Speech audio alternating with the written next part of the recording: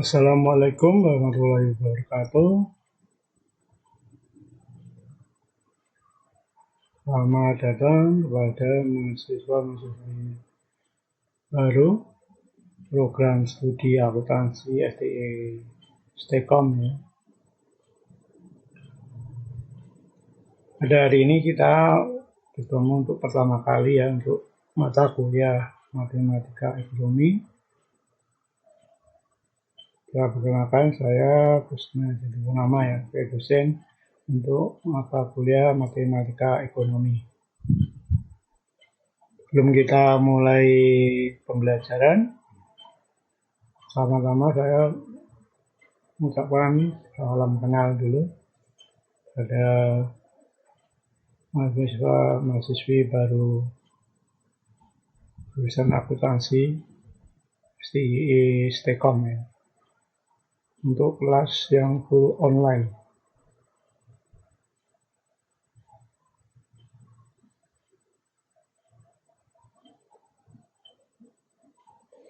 Sebelum kita mulai pembelajaran, saya ingatkan untuk selalu untuk mahasiswa-mahasiswi untuk selalu absen. Kalau sekarang kan full online ya, kalau asalnya isi akad dan nanti di berkomentar di YouTube ya, nanti kan kita kuliahnya pakai media YouTube ya. Jadi nanti untuk absensinya disiarkan dan nanti di YouTube silakan memberikan komentar di halaman komennya. Saya juga mengingatkan untuk menjaga mahasiswa-mahasiswi untuk melakukan protokol kesehatan ya, selama untuk menjaga tubuh kita tidak tertular oleh COVID-19.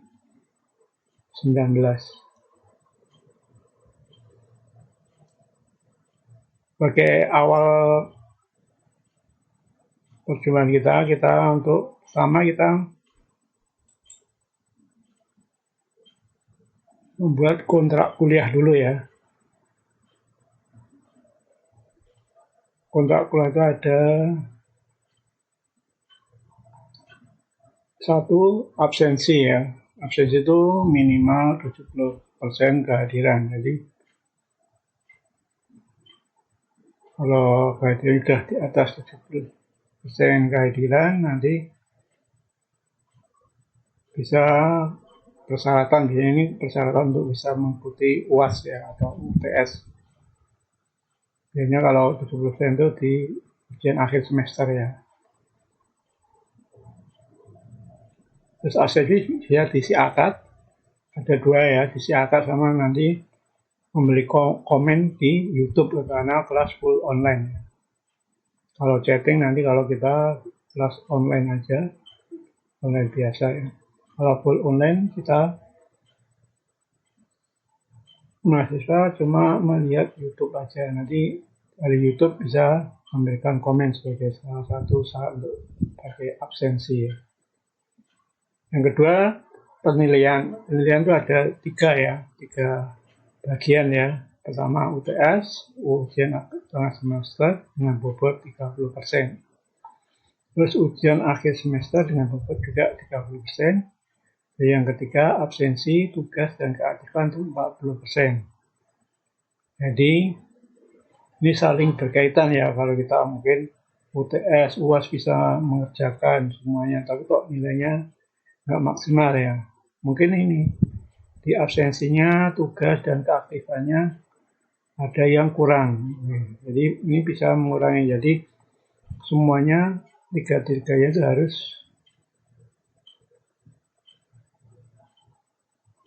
benar-benar mengikuti ya. Berarti absensinya harus sering hadir. Terus kalau ada tugas dikerjakan, dikumpulkan, dan keaktifan ya. Keaktifan itu hanya dalam perkuliahan ya. Nanti kalau ada kuis atau yang ada yang ditanyakan, menjawab. Kalau full online kita menjawab dengan menuliskan di kolom komen ya, atau kolom komentar ya. Nanti ada kuis ya, jawabannya ditulis di kolom komentar. Karena apa? Untuk absensi, tugas, dan karakter itu salah satu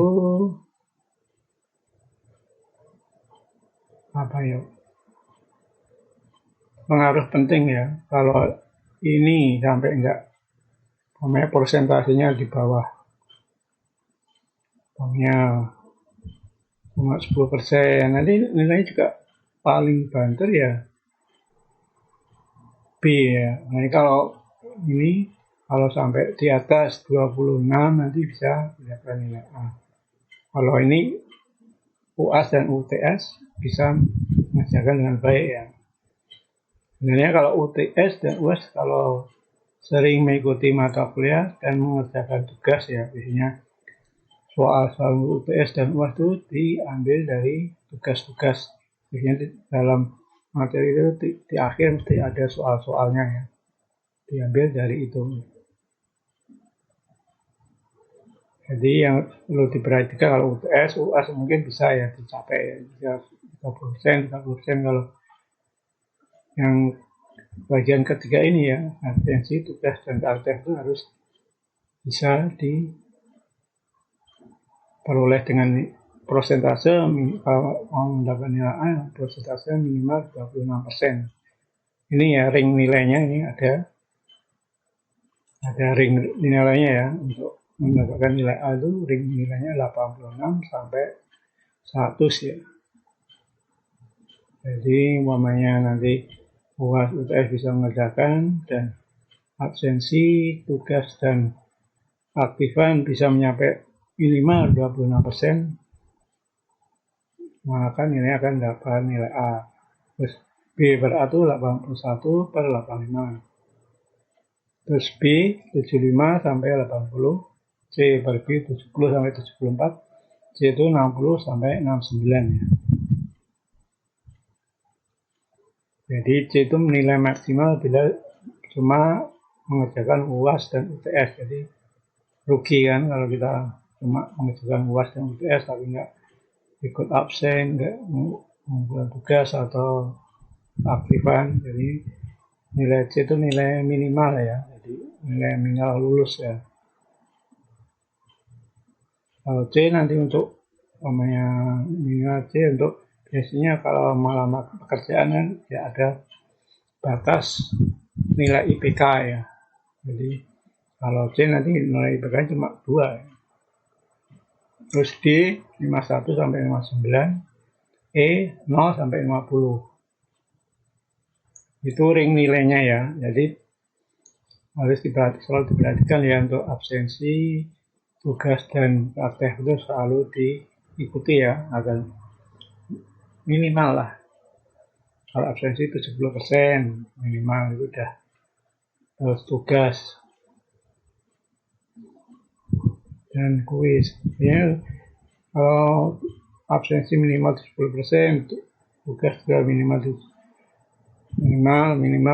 mungkin nanti dapat nilai di angka ini, 8B atau B.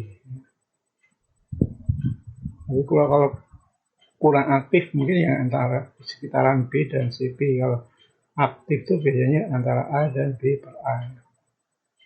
Ini kalau tidak aktif sama sekali, terus jarang masuk, ini biasanya C.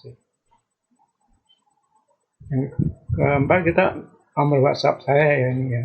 Boleh ada nanti yang ditanyakan, ada yang nggak mengerti atau minta materi kuliah, nanti bisa ditulis WhatsApp ke nomor ini 0896 309 84935. Tapi teman, kalau lebih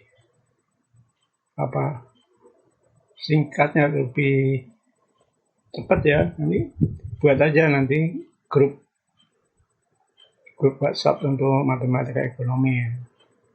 Jadi kalau kita ada pengumuman, ada materi yang di share, ini saya masanya di grup, jadi semua bisa mengupload ya, bisa mendownload nanti materi-materi yang mungkin disiapkan nggak bisa di-download, ini bisa di-download. Itu untuk kontrak kuliahnya. Ini materinya ya, nanti materi yang akan saya ajarkan itu ada 5 bab ya. Itu himpunan, kedua sistem bilangan, ketiga pangkat, akar, dan logaritma, keempat baris dan deret, dan kelima fungsi ya. Nanti yang kita ajarkan yang utama ini dulu, himpunan, sistem bilangan, baris dan deret, dan fungsi. Kalau pangkat, akar, dan logaritma nanti kalau ada sisa bisa kita tambahkan ya. Karena ini tidak terlalu mendesak ya untuk matematika ekonomi. Jadi nanti kita untuk materinya nanti kita pertama himpunan, yang kedua sistem bilangan, yang ketiga baris dan deret, yang keempat fungsi. Fungsi ini masuk di semester pertemuan setelah UTS ya. Kalau ini biasanya sebelum UTS, himpunan, sistem bilangan, baris dan deret.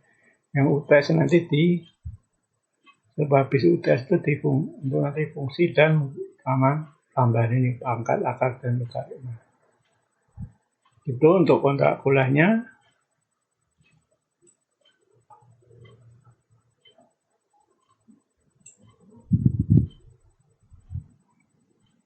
Kita lanjut ke materi ya. Kita pendahuluan dulu ya. Apa yang dimaksud matematika itu?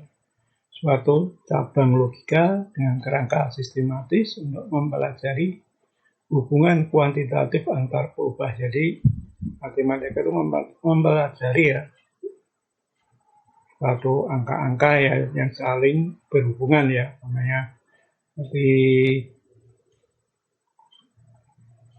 nilai harga barang, produknya berapa, nanti biaya produksi dan sebagainya. Itu satu cabang logika ya di matematika. Matematika itu ada dua ya, matematika murni dan matematika terapan. Biasanya yang kita matematika kita memakai matematika terapan ya. Kalau matematika murni itu biasanya yang berhubungan dengan biasanya di fakultas matematika ya, khusus nanti biasanya yang nggak mau menjadi guru atau menjadi dosen-dosen matematika itu biasanya itu yang dikhususkan ya. Matematika itu biasanya yang berhubungan dengan seperti perkalian, perbagian dan sebagainya. Itu dengan matematika murni itu matematika itu lambang-lambang yang digunakan menyatakan konsep abstrak yang nilainya sesuai definisinya. Misalnya X lebih besar daripada 5 dan X lebih kecil daripada 12. Ini disebut dengan matematika murni karena cuma menggunakan logika aja kan. Jadi lebih besar dari 5 dan lebih kecil dari 12 berarti X-nya ada di angka 6, 7, 8, 9, 10, dan 11. Karena ini lebih kecil nggak sama dengan ya.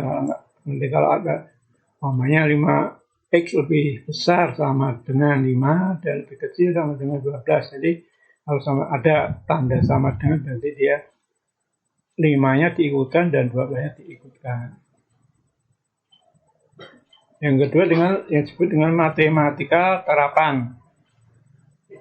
Itu lambang-lambang yang dipakai menyatakan perubahan atau variabel yang nilainya sesuai pengamatan di dunia nyata.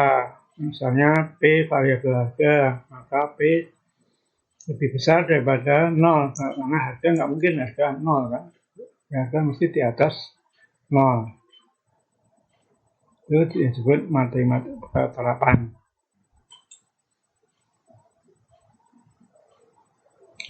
Matematika itu sama dengan matematika bisnis ya. Jadi sama, matematika itu sama dengan matematika terapan. Jadi dalam ekonomi itu dalam ilmu ekonomi fokus ke konsep kuantitatif ya, biasanya ilmu ekonomi itu fokusnya ke konsep jumlah ya, jumlah apa harga, nilai dan sebagainya, menyangkut biaya, harga, upah, permintaan, penawaran, penerimaan, biaya laba, maka banyak analisis ekonomi. Jadi ekonomi ini selalu berhubungan dengan nilai mata uang, harga barang dan sebagainya. Hubungan kuantitatif antar variabel ekonomi dibasis secara empiris. Disebut nanti dengan model matematis. Nanti kita biasanya ini di untuk material-material masuk ke fungsi ya, biasanya nanti fungsi dan deret. Contoh dari ini matematika bisnis itu konsumsi dengan pendapatan, permintaan dengan harga dan sebagainya. Nanti ini kita bahas di fungsi biasanya. Itu untuk pendahuluan apa matematika ya. Kita masuk ke pertemuan pertama. Kita membahas tentang himpunan ya.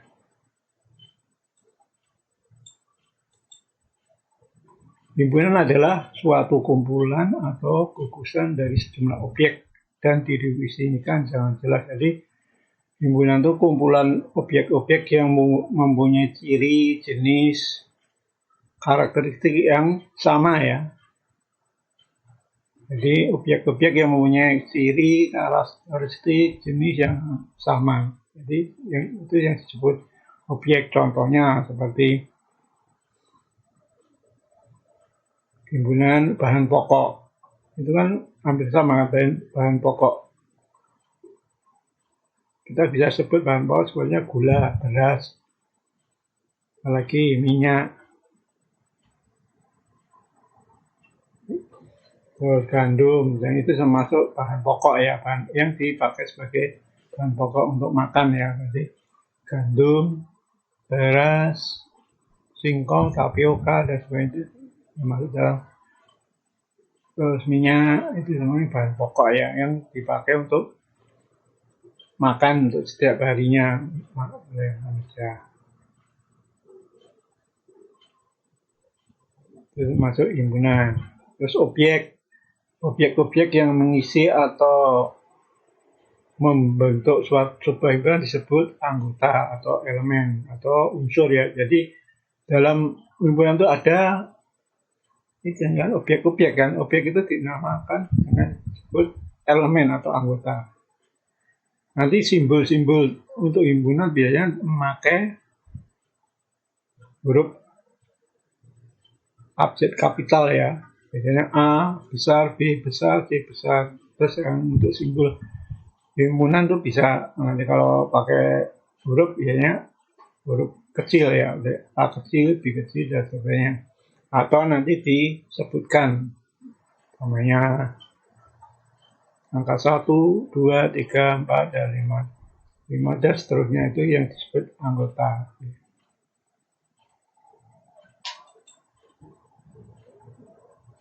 Ini contohnya ya, himpunan itu P elemen dari A. Jadi objek P merupakan anggota atau unsur dari himpunan A. Atau P bukan anggota, bukan elemen ya, ini nanti ada garis 2 ya. Jadi dia P bukan elemen dari A, jadi objek P bukan anggota atau unsur dari himpunan A. Jadi suatu objek yang menjadi anggota A biasanya disebut dengan elemen ya, elemen-elemen. Ini ada kuis ya, silahkan nanti dijawab di kolom komentar YouTube. Sebutkan himpunan hewan mamalia berkaki 4. Nanti bisa nggak harus banyak ya, maksimal minimal 5 ya.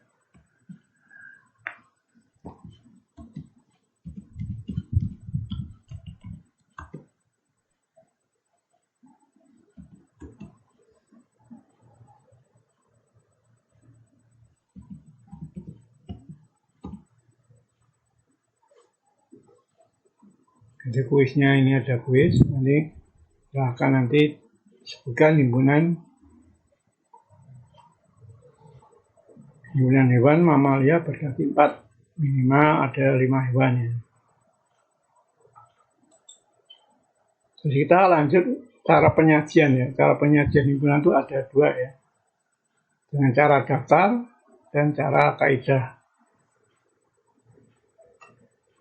Kalau cara daftar itu adalah dengan menyantumkan seluruh objek yang menjadi anggota suatu himpunan. Jadi semua anggota himpunan dituliskan di himpunan ya. Contohnya ini. Kemudian ada pertanyaan, himpunan A yang berisi 4 bilangan asli pertama dapat ditulis dengan himpunan A sama dengan kurung kural buka, berarti kan di bilangan asli pertama kan, 4 pertama berarti ada 1, 2, 3, dan 4. Jadi ada 4, jadi anggotanya bilangan 1, bilangan 2, bilangan 3, dan bilangan 4 ini termasuk bilangan asli. Kalau bilangan asli kan mulainya dari angka 1. Itu cara daftar. Yang kedua dengan cara kaidah. Cara kaidah ialah dengan menyebutkan karakteristiknya. Yaitu menyebutkan karakteristik dari objek-objek yang menjadi anggota himpunan tersebut. Dengan cara penyajian ini, himpunan dinyatakan dengan menulis syarat yang harus dipenuhi oleh anggotanya. Biasanya dalam cara kaidah itu ada notasi X ya, sebagai syarat yang dipenuhi oleh X. Biasanya bentuknya ini, himpunan A sama dengan dalam kurung buka X, terus ada garis tegak ya. Sebagai pembatas ini dinamakan nanti bisa dibaca garis tegak itu di mana, terus ini atau sehingga bagaimana atau itu. Dan di sebelah kanan ini nanti syarat yang harus dipenuhi oleh X. Biasanya ada kalimat apa namanya, di mana X bilangan apa ganjil, koma, nanti ada namanya 5 lebih X lebih besar dari 5, lebih besar dari 5, lebih kecil dari 20. Nanti bisa itu bisa yang disebutkan dengan notasi ya. Jadi notasinya ini kita terangkan dulu ya, aturan dalam penulisan syarat keanggotaan ya. Bagian di kiri tanda garis tegak biasanya melambangkan elemen himpunan, tulis dengan X ya. Jadi elemen itu himpunan itu nanti bisa ada 5, 7, 8, ada 2 dan sebagainya. Itu ini sebagai lambang aja X. Karena terus tanda tadi dari tegak itu dibaca di mana atau sedemikian sehingga. Terus di bagian kanan tanda garis tegak menunjukkan syarat keanggotaan atau karakteristik dari anggota himpunan ya. Itu ada 2 ya nanti, namanya bilangan X, bilangan ganjil, terus koma, ada tanda koma. Nanti terus ini nanti apakah batasannya nanti ada.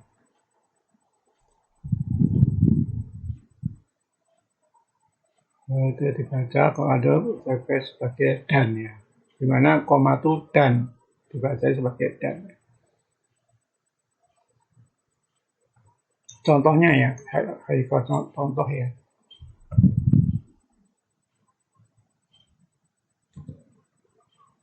Contoh dari kaidah itu pokoknya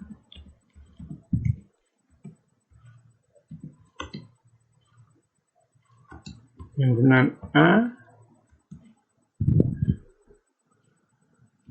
dengan kurung kurawal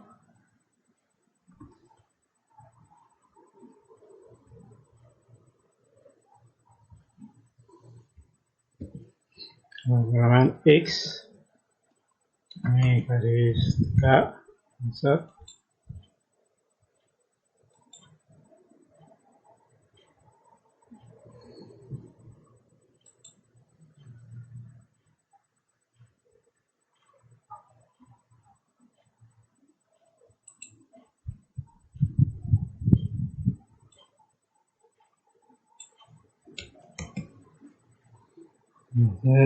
Save.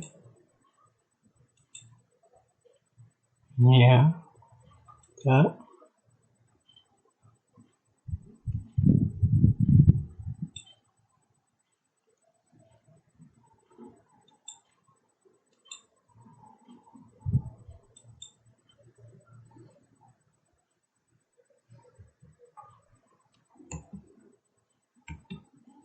Nah, ini nanti misalnya ini maunya X sama dengan bilangan ganjil.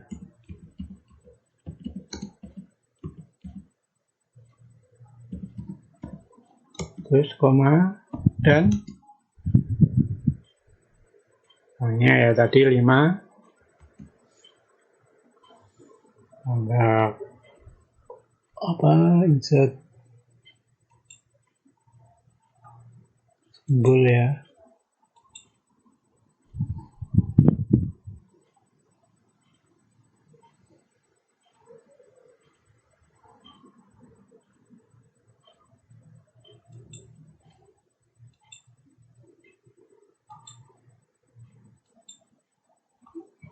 Ini X ini ya.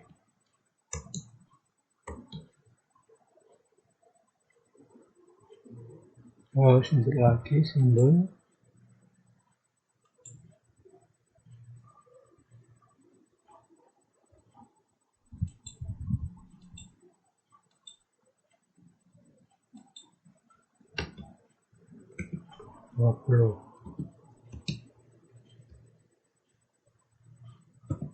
Ini contohnya ya.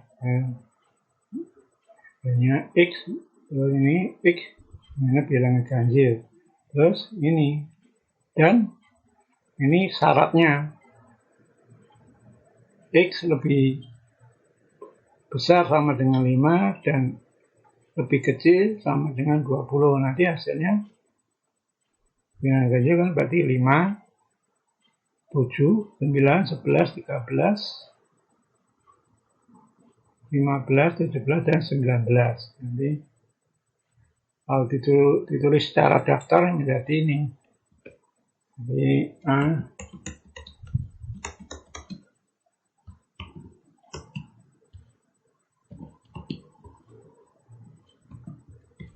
Nanti 5, 7, 9, 11, 12, 15, 17, dan 19. Ini yang penulisan secara daftar. Ini secara kaidah ya.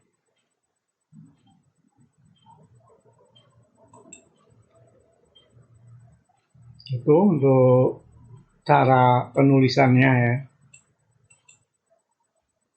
Ini contohnya bisa dilihat ini.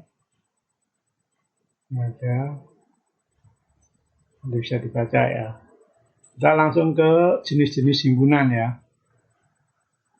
Jadi himpunan pertama himpunan semesta. Itu himpunan semesta adalah himpunan yang anggotanya semua objek yang kita bicarakan. Nanti umpamanya dalam suatu kantor ada 50 pegawai. Jadi himpunan semestanya itu 50 pegawai itu. Seluruh anggota dalam suatu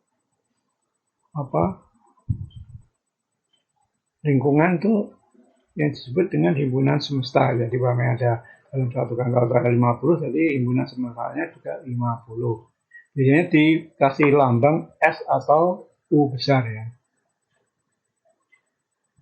Yang kedua, himpunan kosong. Himpunan kosong itu himpunan yang tidak memiliki satupun elemen atau anggota. Biasanya atau himpunan dengan kardinal. 0 sama dengan 0 ya. Jadi disebut himpunan kosong atau 0 set. Jadi notasi untuk himpunan kosong itu bisa dilambangkan dengan ini 0, 0 nanti ada coret ya. Atau kurung kurawal buka, kosong, kurung kurawal tutup. Jadi contohnya itu. Notasinya ini. Contohnya ini juga. P, ada orang Indonesia yang pernah ke bulan. Maka belum ada kan orang di Indonesia ini. Jadi ini termasuk bilangan kosong. Jadi yang tidak ada anggotanya sama sekali.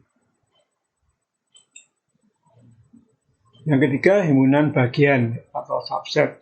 Himpunan bagian itu himpunan umpamanya himpunan A dikatakan himpunan bagian dari himpunan B jika setiap elemen A merupakan elemen dari B.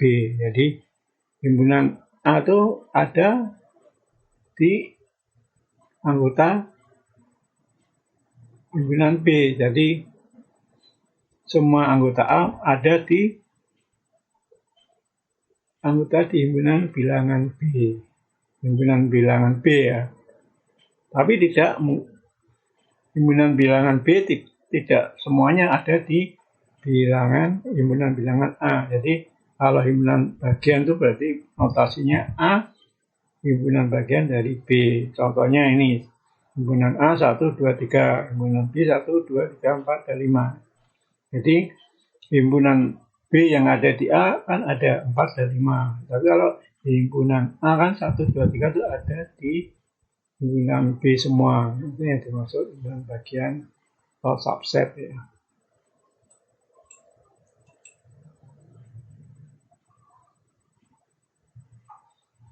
Yang keempat, himpunan yang sama. Itu himpunan umpamanya himpunan A dikatakan sama dengan himpunan B itu jika anggotanya ya. Yang di A sama dengan anggotanya yang di B. Jadi ada anggota A dan anggota B itu sama. Contohnya ini. Notasinya ya A sama dengan B atau A union B atau B union A. Jadi gabungan antara itu ya nanti ya. Jadi himpunan di A ada juga di himpunan di B semuanya. Itu yang dimaksud sama ya. Contohnya nih dari himpunan yang sama dan tidak sama ya. Jika A 0,1, B ini X, mana X minus 1. Jadi yang ada namanya X1, namanya X2 ya, dari 1, ini 0, 0. Jadi maka A sama dengan B. Atau jika A, himpunan A 3, 5, 8, 5 dan B 5, 3, 8. Maka A sama dengan B. Walaupun anggota A ada 3, 5, 8, 5, ada 8 lagi, ada 5 lagi, itu dianggap sama ya. Karena juga anggotanya sama kan, cuma jumlahnya aja yang beda.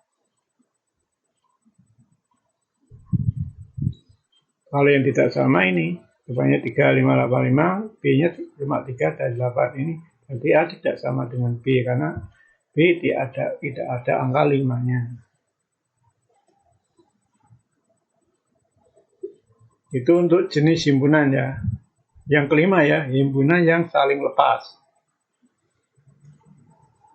Kalau himpunan yang saling lepas itu dua himpunan A dan B dikatakan saling lepas jika keduanya tidak memiliki elemen yang sama.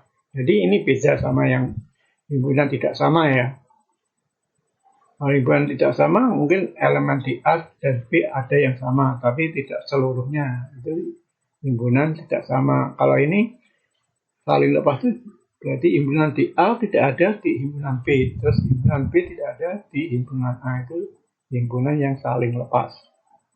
Contohnya ini, jika A ini bilangan asli ya, X bilangan asli di mana X lebih kecil dari 8, berarti dia kan cuma 1, 2, 3, 4, 5, 6, sampai 7. Dan B anggotanya adalah 10, kelipatan 10 ya. 10 20, 30, dan seterusnya. Jadi anggota B tidak ada ya di anggota A, dan anggota A tidak ada di anggota B. Itu berarti bilangan saling lepas ya.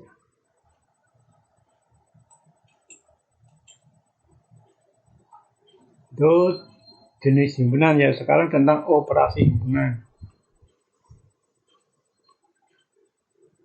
Operasi himpunan itu ada gabungan yaitu atau union ya, lambangnya A, himpunan A, union B. Berarti semua anggota A dan B dijadikan satu nanti. Umpamanya anggota A 1, 2, 3, B 3, 4, 5, berarti digabungkan menjadi 1, 2, 3, 4, 5. Jadi dijadikan satu ya. Terus yang dua irisan atau intersection, di mana A irisan B, lambangnya ini ya seperti M ya. Jadi himpunan yang ada di A dan ada di B itu irisan. Jadi yang sama ya, berarti himpunan A ada, di himpunan B juga ada, itu yang disamakan dengan irisan. Yang ketiga selisih. Jadi selisih itu berarti A minus B umpamanya. Itu berarti anggotanya nanti A minus B, berarti anggota A dikurangi anggota B yang sama. Terus sisanya di anggota A itu nanti A selisih AB. Jadi hasilnya nanti anggota A yang tidak ada di anggota B. Terus anggota himpunan B mau yang ada sisa itu tidak digabungkan ya. Yang ditulis jawabannya nanti cuma di anggota himpunan A yang tidak ada di himpunan B. Terus pelengkap atau komplement. Biasanya kalau komplement itu syaratnya harus kita mengetahui ada himpunan semesta ya. Jadi himpunan keseluruhan ya, seluruh anggotaan ya. Jadi kalau A komplement itu berarti anggota dari himpunan yang bukan anggota himpunan A. Itu A komplement itu anggota yang bukan dari himpunan A. Jadi umpamanya himpunan A 1, 2, 3. Terus himpunan semestanya atau U-nya itu 1 sampai 10. Berarti yang A komplement ya, adalah di atas, berarti kan 1, 2, 3 itu A. Berarti yang bukan 1, 2, 3, jadi 4 sampai 10. Itu yang termasuk dengan A komplement. Untuk lebih jelas kita buatkan diagram Venn-nya ya.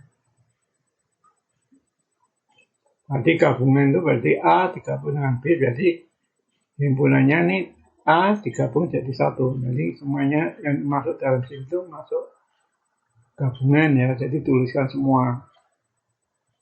Kalau irisan berarti yang himpunan A ada di himpunan A dan ada di himpunan B. Jadi biasanya ditulis di tengah-tengah ini ya, irisan ya. Biasanya yang ada di A dan ada yang di B. Itu dengan irisan. Terus selisih tadi, berarti selisih kan berarti yang A dikurangi B, namanya berarti ini selisih itu yang cuma di sini aja, berarti yang anggota yang tidak ada di himpunan B. Jadi kan ini kalau intersection berarti ada yang sama, ini berarti ini di luar ini, keseluruhan dari B ini. Terus kalau komplement atau pelengkap, namanya A komplement berarti anggota yang di luar dari himpunan A, berarti ini ya, yang ini semuanya. Sama yang di akhir semua ini yang disebut dengan A komplement ya. Itu diagram Venn-nya.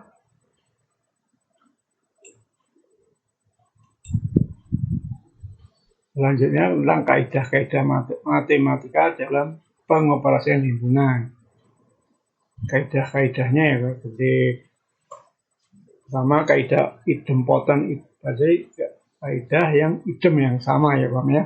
A union A hasilnya juga A, atau A irisan A hasilnya juga A, karena sama ya, maksudnya himpunannya sama A semuanya ya. Semuanya A minus B berarti A minus A, jadi hasilnya ya himpunan kosong.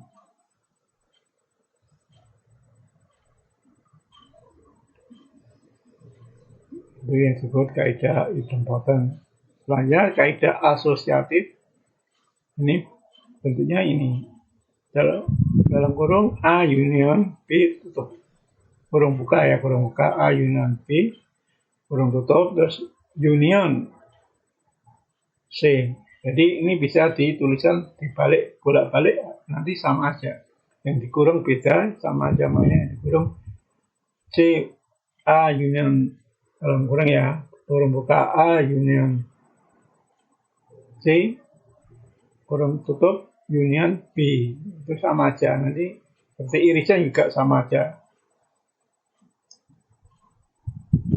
Terus kalau selanjutnya kaidah komutatif. Ini dibolak-balik sama aja ya. A union B, B union A, atau A irisan B, B irisan A.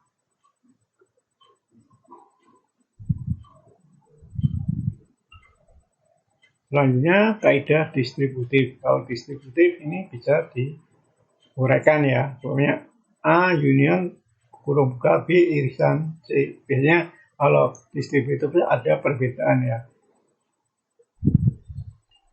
Perbedaan operasi ya biasanya, kalau biasanya union sama irisan atau sama minus itu bisa. Ini bisa menjadi A kurung buka A union B kurung tutup, terus ini irisan, terus kurung buka A union C kurung tutup, terus sebaliknya.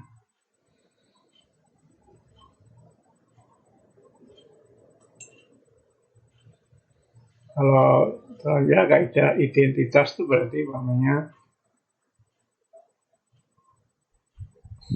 ini.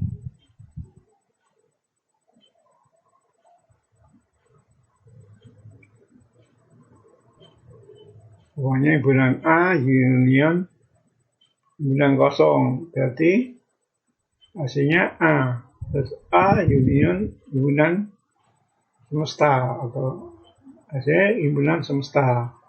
Apa A irisan himpunan kosong, hasilnya himpunan kosong kan.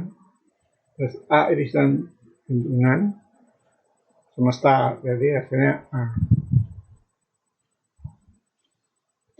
Ini kaidah kelengkapan atau komplement ya. Namanya A union A komplement ya. Ini A komplement jadi hasilnya himpunan semesta. A komplement kurung buka A komplement kurung tutup terus komplement. Jadi kembali ke A lagi. So, A irisan A komplement jadi hasilnya himpunan kosong. Terus U komplement himpunan kosong, himpunan kosong komplement himpunan semesta. Terus yang terakhir kaidah De Morgan ini A dalam kurung A union B sama dengan A irisan B. Ini De Morgan ya. Atau sebaliknya A irisan B di komplement ya.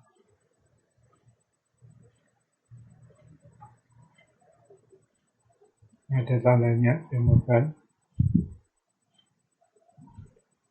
Itu untuk materi hari ini, untuk himpunan.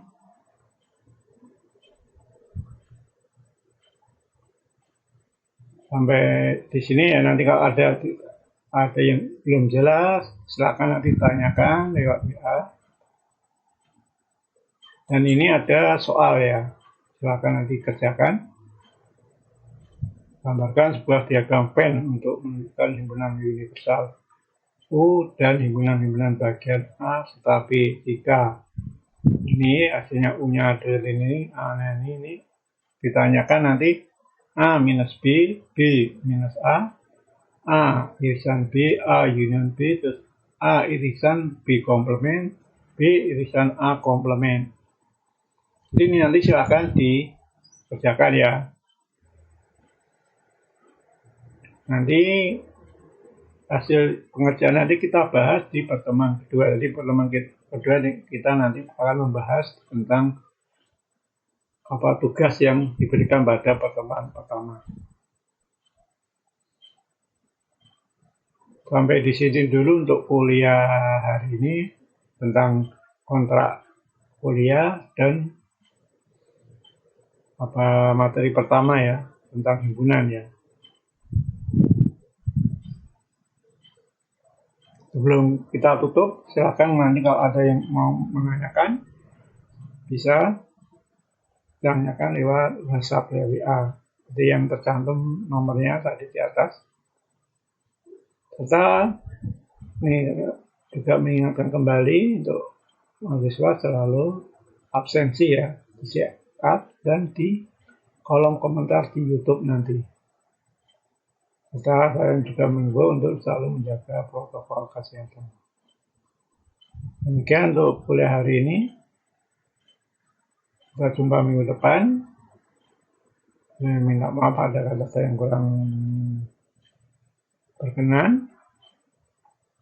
Wassalamualaikum warahmatullahi wabarakatuh.